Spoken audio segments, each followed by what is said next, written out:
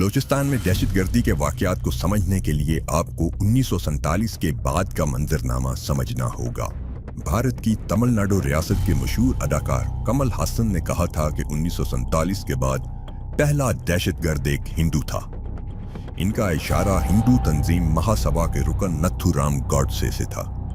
یہ وہ شخص تھا جس نے جنوری 1948 کو مہاتما گاندھی کو گولیاں مار کر قتل کر ڈالا تھا۔ آج کی بی جے پی کے بہت سے رہنما جیسے لال کرشن اڈوانی، راج ناتھ سنگھ اور نریندر مودی، یہ سب نتھو رام گوڈسے کی تنظیم ہندو مہا سبھا سے شدید متاثر ہیں۔ آپ یوں سمجھ لیجئے کہ جس تنظیم اور سوچ نے نتھو رام گوڈسے پیدا کیا تھا، موجودہ بی جے پی کی قیادت بھی اسی سوچ کی پیداوار ہے۔ ناتھو رام گوڈسے دیش بھکت تھے، ہیں اور رہیں گے۔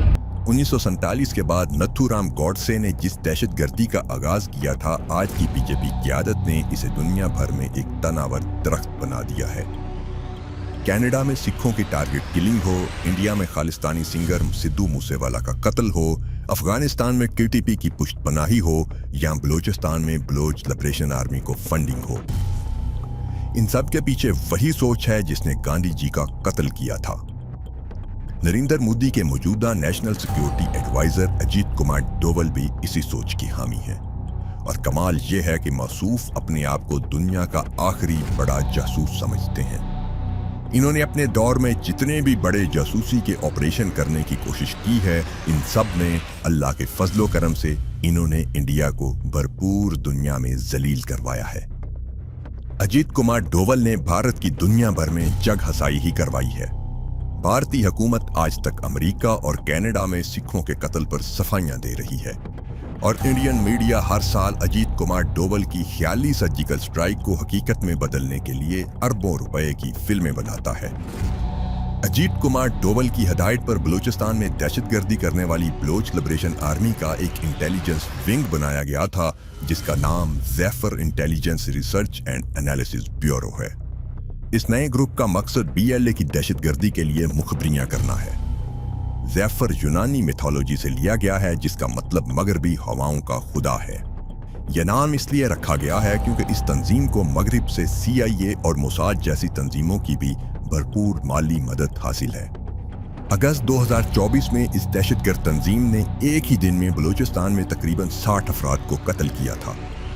بلوچ روایات کو پامال کرتے ہوئے بی ایل اے کی مجید بریگیڈ نے دہشت گردی میں خواتین کو بھی استعمال کرنا لمبے عرصے سے شروع کر رکھا ہے۔ بی ایل اے کی گرفتار رکن عدیلہ بلوچ ایک نرس تھی، جسے بی ایل اے نے خودکش بمبار کی تربیت دینے کے لیے استعمال کیا۔ اسی طرح ایک پڑھی لکھی بلوچ خاتون شری بلوچ کا برین واش کر کے اسے خودکش بمبار بنایا، اور پھر اسی خاتون نے 2022 میں کراچی یونیورسٹی کے کنفیوشس سینٹر میں چینی اساتذہ کو نشانہ بنایا۔ سمیہ قلندرانی کو 2023 میں تربت میں ایف سی کے قافلے کو نشانہ بنانے کے لیے استعمال کیا گیا۔ 25 اگست 2024 کو بیلا کیمپ میں خودکش حملے کے لیے تربت یونیورسٹی سے قانون کی طالبہ مہیل حمید کو استعمال کیا گیا۔ کراچی ایئرپورٹ پر چینی قافلے پر حملے میں ایک بلوچ خاتون گلنسا کو سیکیورٹی چوکی سے گزرنے کے لیے بطور سہولت کار استعمال کیا گیا۔ اگر آپ کو یاد ہو تو بھارتی رو نے سری لنکا میں تامل ٹائیگرز کو کسی دور میں دہشت گردی کے لیے بھرپور فنڈنگ دی تھی۔ تامل ٹائیگرز نامی یہ تنظیم بھی خودکش حملوں کے لیے عورتوں کو استعمال کرتی تھی، حتیٰ کہ بھارتی بیوروکریسی میں موجود نتھو رام گوڈسے کی آئیڈیالوجی کو پسند کرنے والے عناصر نے تامل ٹائیگرز کی ہی ایک خودکش حملہ آور کے ذریعے کانگریس کے وزیر اعظم راجیو گاندھی کو قتل کروایا تھا۔ بھارت کی تامل ٹائیگرز کا بہت بھیانک انجام ہوا۔ مئی 2009 میں سری لنکن آرمی نے پاکستانی سیکیورٹی فورسز کی مدد سے تامل ٹائیگرز کا مکمل صفایا کر دیا۔ یہی تاریخ بھارت کی حمایت یافتہ دہشت گرد تنظیم بی ایل اے کے ساتھ بھی دہرائی جانے والی ہے۔ شاید نہیں چاہتے اس لیے کہ تامل ٹائیگرز کا آپ لوگوں کے سامنے ہے، کرتے کرتے کچھ سالوں میں انہوں نے شکست دیکھا۔